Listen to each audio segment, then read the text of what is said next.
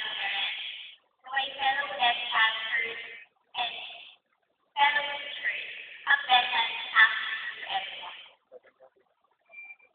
Kindly bear with me because I'm not much of a public speaker, and I just remembered when I was in college, we used to have this society teachers where we can sing the college participation, pamalasan mo naman, and then on the back, there is a statement that there.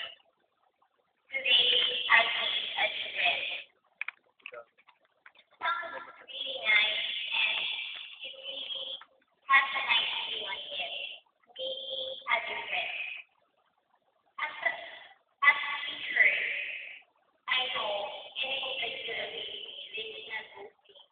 But in our own little way, every time that we're going to school, every time that we're making our choice, every time that we're teaching our students, our pupils, in our own little way, we're doing something that will help us change the world for the better.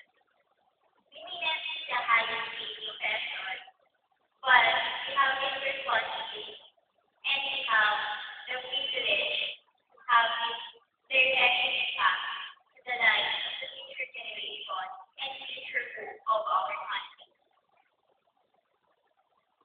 As our keynote speaker pointed out to us earlier, it is not only our own lives that we are holding in our hands. We are also looking after the lives of our students, of our pupils, the lives of those who are depending on us as teachers. We are constantly reminded when we were in college that we are the molders of the future generation, that we shape the mind and the hope of our children. This is a big responsibility and a tough challenge for all of us.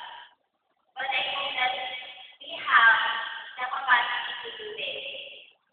Maybe you're going to ask me, if Erika, hello, it's not only up to us. We have this plastic shortage. We have this food shortage. And in the public schools, the materials are not really that nice that we can have this conducive learning. I know, but as our professors are fond of saying, you have the instructional material, you're using the technology, you have the wonderful visual aid, but at the end of the day, it is in the hands of the teacher, the student will learn.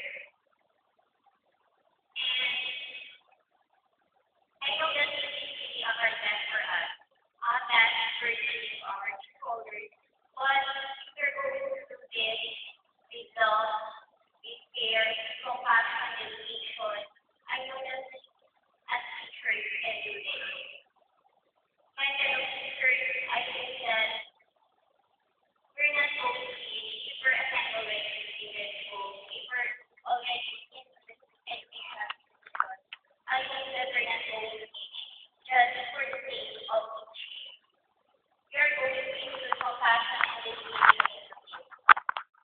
And with the help of God, I hope that we can surpass the challenges that we are facing as future educators. As a youngster, I would like to take this opportunity to thank all those people who helped me to become what I am today.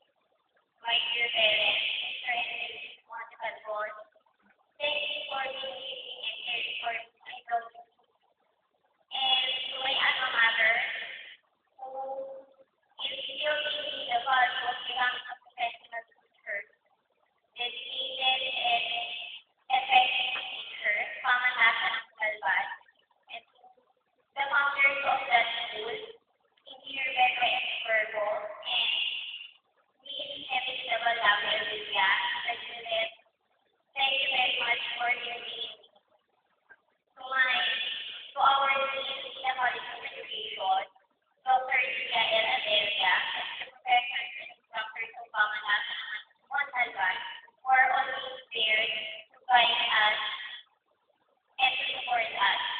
very much.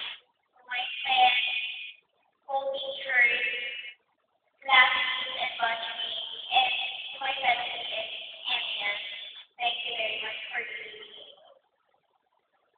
So I'm going to pass it forward, and you know the song, Today My Life is by Bruno Mars. Yes, don't ask me. I won't give an example because I have a terrible singing voice. So I'm thinking, as our youth teacher has pointed out to us, passing the life teacher examination for teachers is not the end of our work. This is just the beginning.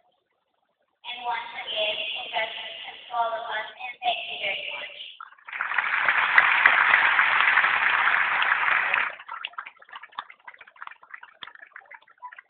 Today is different.